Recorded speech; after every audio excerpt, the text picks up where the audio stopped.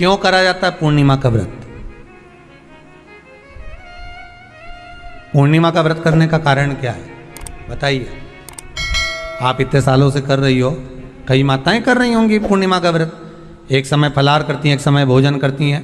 भोजन में खीर का होना जरूरी होता है पूर्णिमा के व्रत में। दूध की सामग्री होना जरूरी होती है पूर्णिमा के व्रत में। 12 महीने की पूर्णिमा करो मना नहीं है। और पूर्णिमा उठाने का भी समय होता है चैत्री। चैत्र के महीने की जो पूर्णिमा होती है, चैत्री पूर्णिमा पहली पूर्णिमा मानी जाती है, इसलिए चैत्री पूर्णिमा को सिद्ध पूर्णिमा कहते हैं, कार्य सिद्धात्री पूर्णिमा कहते हैं, सिद्ध करने वाले। मनोरथी पूर्णिमा कहते हैं, मनोरथी पूर्णिमा। इसलिए पूर्णिमा का व्रत कहां से उठाया जाता है? चैत्र के महीने की पूर्णिमा से पूर्णिमा का व्रत उठाया जाता है कि मैं महीने की पूर्णिमा करूंगी तो वो चैत्र पूर्णिमा से उसको उठा लिया जाता है।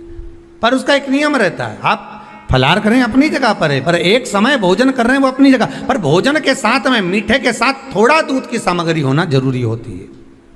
और क्यों करते हैं पूर्णिमा का व्रत? किस लिए किया जाता है, क्यों करा जाता है? उसका व्याख्यान वर्णन शिव महापुराण के अंतर्गत स्कंद पुराण में लिखा गया। स्कंद पुराण में वर्णन किया है श्री वेद व्यास जी महाराज ने।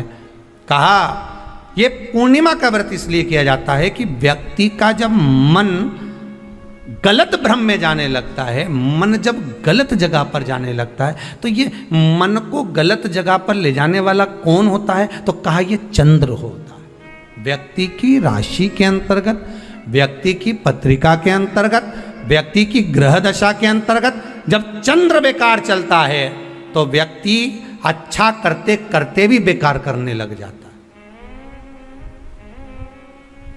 चंद्र डोल रहा है। कई माताएं कहती हैं गुरुजी हमारे बेटे को आशीर्वाद दीजिए, बहुत गलत संगत में जा रहा है। मतलब समझ जाना कि चंद्र गड़बड़ जा रहा है। बेटी अगर गलत मार्ग पर जा रही है, बेटी अगर गलत संगत में जा रही है, किसी अन्य व्यक्ति की ओर आकर्षित हो, चंद्र गड़बड़ हो रहा है, उसका चंद्र कहीं जा रहा है। कोई पुरुष, कोई लड़का कोई गलत मार्ग पर जा रहा है, चंद्र गड़बड़ हो रहा है।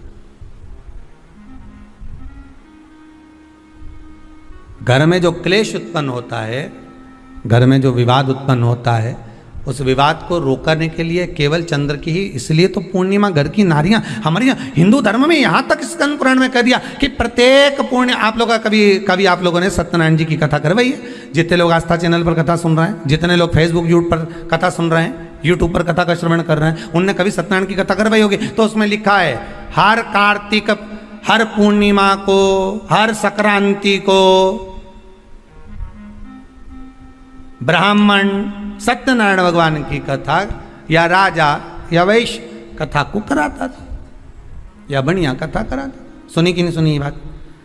सत्यनारायण भगवान की कथा में लिखा है, स्कंद पुराण के अंतर्गत जो सत्यनारायण भगवान की कथा का स्मरण किया उसमें लिखा है प्रत्येक संक्रांति पूर्णिमा को सत्यनारायण की कथा करवाने लगा और ये योनि को प्राप्त हुआ, इस योनि से छूटा, इस योनि में गया। लिखा है, सब कुछ लिखा है।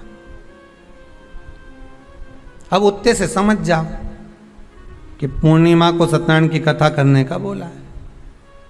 तो पूर्णिमा को सत्यनारायण की कथा का क्यों बोला? वैसे तो रोज कराओ सत्यनारायण जी की कथा, प्रतिदिन कराओ, मना नहीं है। आप क्या कोई विशेष फंक्शन है आप सत्यनारायण जी की कथा करवा? पर पूर्णिमा संक्रांति को और संक्रांति को पूर्णिमा को सत्यनारायण की कथा का स्मरण क्यों करवाया गया? क्योंकि पूर्णिमा के दिन अगर ये भगवान का व्रत रख लेगी, पूर्णिमा के दिन अगर ये खीर का प्रसाद बना लेगी, थोड़ा सा दूध की कोई सामग्री बना लेगी और भगवान को भोग लगा देगी, भले सत्यनारायण भगवान के भाव से बनाए, भले सत्यनारायण जी के निमित्तार्थ बना, पर अगर इसने सत्यनारायण भगवान के निमित्त से बना, पर पूर्णिमा के दिन अगर ये व्रत रखेगी, उपास रखेगी या कोई सामग्री बनाकर भगवान की पूजन कर लेगी, तो इसके घर में जो अशांति है वो शांति में बदल जाएगी। इसलिए कई घरों में आज भी सत्यनारायण भगवान की पूजन हर पूर्णिमा को करती है। माता किताब लेके बैठ जाती है, तुरंत तुरंत उन्हें ऑफिस जाना, कहीं काम पे जाना, और तुरंत उसने तुरंत जल्दी जल्दी कलश रखा, कलश नहीं भी रखे तो भगवान की पूजन कर को रखे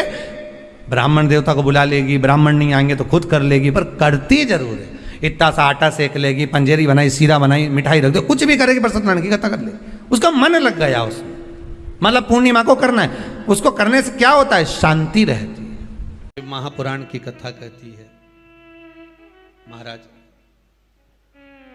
पूर्णिमा का जो चंद्र है वो विशाल काय है, और उस चंद्र की पूर्णता में हमारी अभिलाषाएं भी पूर्ण हो। आप आस्था चैनल के माध्यम से जितने लोग कथा सुन रहे हैं, फेसबुक यूट्यूब पर जितने कथा सुन रहे हैं, और कुबेरेश्वर धाम में जितने कथा सुन रहे हैं, आप में से कितने लोग हैं जो पूर्णिमा का व्रत करते हैं? जो माताएं करती हो जरा हाथ उठाइए। पूर्णिमा का व्रत जो करती है, करते हो ना आप लोग? रखिए हाथ। अब पूर्णिमा के व्रत में आपने कई बार किताब पढ़ी होगी पूर्णिमा की, या आपने व्रत किया होगा, या पूर्णिमा का व्रत आप धारण करे होगे, तो उसमें पूजन कौन से भगवान की होती है? पूर्णिमा के व्रत में किस भगवान की पूजन होती है? तो कहा पूर्णिमा के व्रत में केले के खंभ लगाकर पूर्णिमा का जो अध्यापन होता है, पूर्णिमा की जो पूजन होती है, उस पूजन में शंकर और पार्वती की पूजन की जाती है, शिव और नारायण की पूजन करी जाती है, शंकर और पार्वती का स्मरण किया जाता है। किसकी पूजन होती है? शिव पार्वती।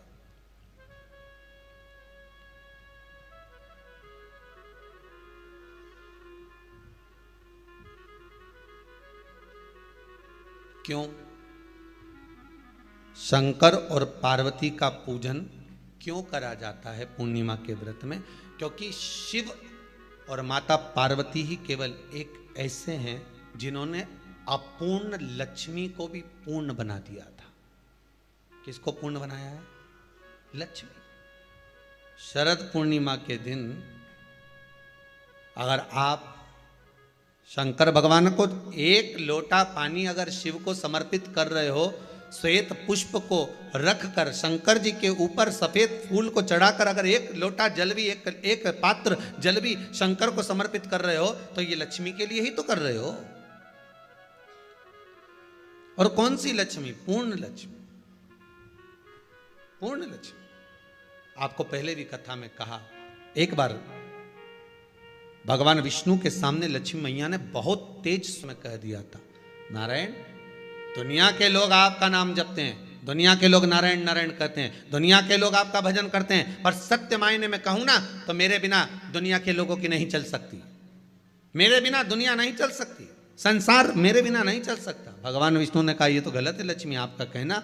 एक दिन लक्ष्मी को अहंकार आ गया, अहंकार के संबोधन जब माता लक्ष्मी करने लगी तो भगवान, उसी समय पर भगवान विष्णु को क्रोध आ गया, और भगवान विष्णु ने कह दिया, लक्ष्मी तू इतनी बड़ी बड़ी बात कहती है कि तेरे बिना नहीं रह सकती संसार। मैं तुझे कहता हूं लक्ष्मी, तू अपूर्ण है, तू अपूर्ण है, तू पूर्ण कब हो गई?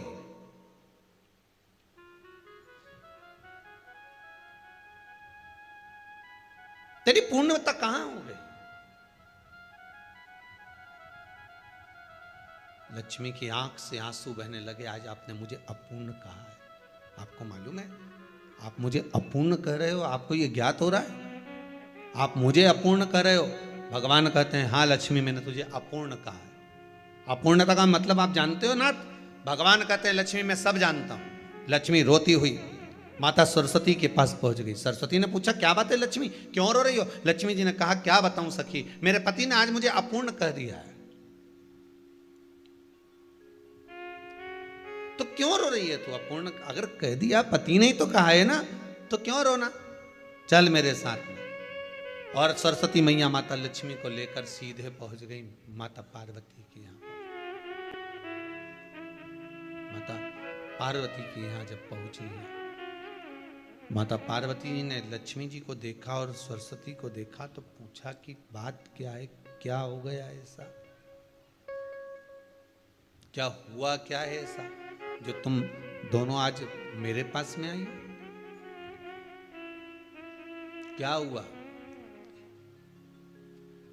पार्वती जी कुछ बोलती, शिव जी का ध्यान माता सरस्वती की ओर और लक्ष्मी की ओर गया, और भगवान शंकर जान गए कि आज भगवान नारायण ने लक्ष्मी जी को अपूर्ण कहा है।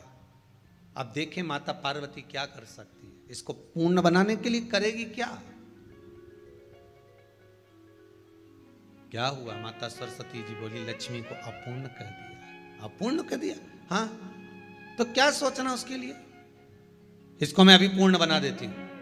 माता जगत जननी पार्वती ने गोदी में विराजमान गणेश जी को उठाया और उठाकर लक्ष्मी जी की गोद में दे दिया। ले लक्ष्मी, आज से तू पूर्ण हो गई। लक्ष्मी, आज से तू पूर्ण है।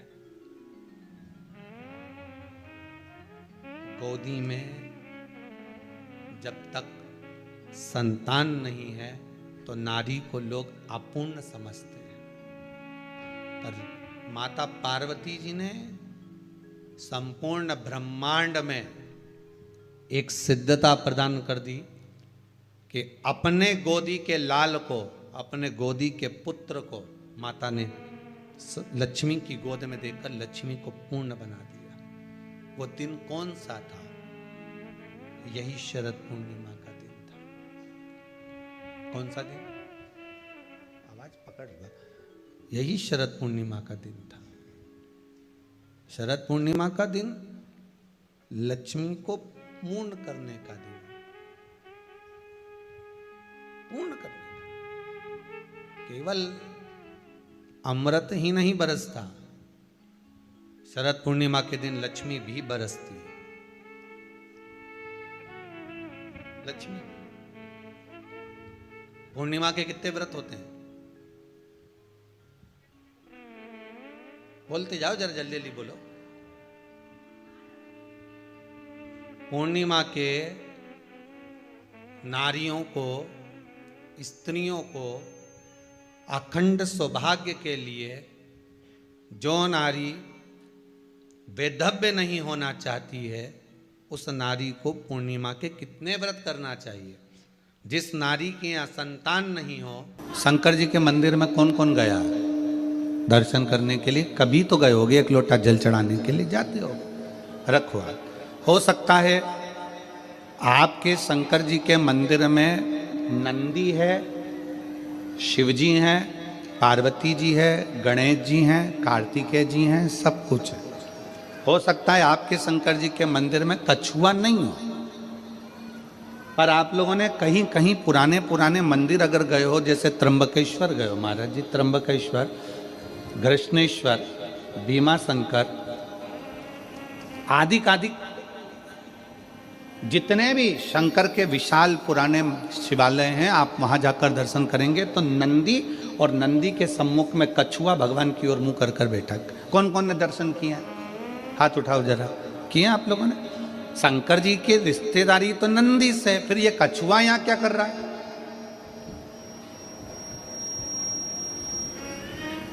शिव जी के मंदिर में कछुए का क्या काम आ गया?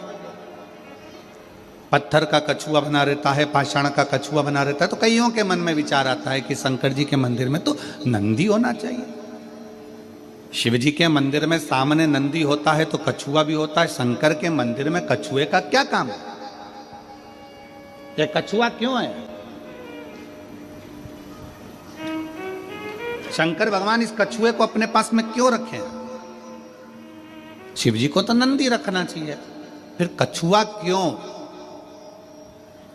कछुए को भगवान शंकर अपने पास इसलिए रखते हैं, जब कोई उसको तंग करता है तो वो अपने हाथ, पैर, मुख सबको समेट लेता है, सबको समेट लेता है और अंदर समेट कर बैठ जाता है। जब तक उसको परेशान करने वाला नहीं चले जाता तब तक वो समेटा की समेटा बैठा रहता है, हिलता भी नहीं, डुलता भी नहीं। शिव कथा कहती है, भगवान शंकर के मंदिर का कछुआ कहता है, अगर संसार के लोग तुम्हें ताना देने लगे, अब शब्द कहने लगे, तुम्हें तंग करने लगे, तो अपनी इंद्रियों को समेट कर शंकर के चरणों में स्थिर होकर बैठ जाना, शंकर तुम्हारा कल्याण कर। स्थिर होकर बैठ जाओ। शिवजी के मंदिर में कछुआ क्या करता है? कछुआ क्यों रखा जाता है? शंकर के मंदिर में पत्थर का बना कछुआ हमें प्रेरणा देता है कि अपनी इंद्रियों को संयमित रख लो। जब कोई परेशान करे, कष्ट दे, तकलीफ दे, कुछ मत बोलो, अपनी इंद्रियों को बस में कर लो, अपनी इंद्रियों।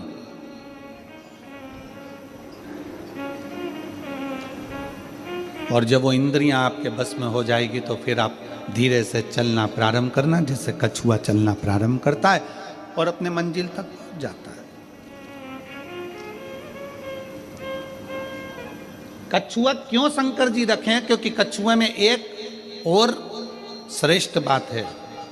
कछुए की सबसे श्रेष्ठ बात यह है कि कछुए को उल्टा घुमा लो, सीधा घुमा लो, पटक कर घुमा कर, कहीं पर भी, पहले कछुआ अगर इधर जा रहा है तो उसकी दिशा बदल दो, कहीं पर भी ले जाकर छोड़ दो, कछुआ थोड़ी देर के बाद में जिस दिशा में जाता था उस दिशा में वापिस चलने लगता है। कछुए का नियम है, वो अपनी दिशा नहीं छोड़ता। आपसे भी निवेदन भगवान शंकर की कथा करती है कि कछुए को चारों तरफ घुमाकर छोड़ दो, परंतु कछुआ जहां जा रहा था वहीं जाता है। इसलिए आप सबसे निवेदन है, बहुत सारे लोग आएंगे, तुम्हें भड़काएंगे, भ्रम डालेंगे, शंकर को जल मत चढ़ा, पानी मत पी, हमारे पास आ, हम वहाँ चलते हैं, वहाँ चलेंगे, वहाँ बैठेंगे, हमारा धर्म अपना ले, हमारी ओर चले जा। पर याद रखना, कछुआ चारों तरफ घूम लिया, आखिरी में वहीं गया जहाँ कछुआ जा रहा था। तुम्हें भी कोई भटका दे, भरमा दे, आखिरी में सनातन धर्म की ओर बढ़ ही जा, आखिरी में शिव तत्व की ओर जरूर जाना, भगवान शंकर की शरणागति की ओर जरूर जाना।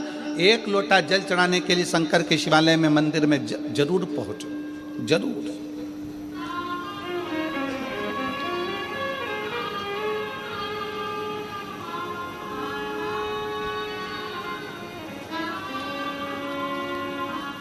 क्या दे सकता, क्या प्रदान कर सकता? शिव कहते हैं कि मुझे तुम्हारा अपना दो, अपना, तुम्हारा खुद का क्या है तुम्हारे पास? शरीर तो तुम्हारे माँ बाप का दिया हुआ, जमीन जायदाद, घर, गाड़ी, बंगला, पानी, सब कुछ मेरा दिया हुआ है, दूसरे का दिया हुआ है। तुम्हारा खुद का, तुम्हारे भीतर का अहंकार।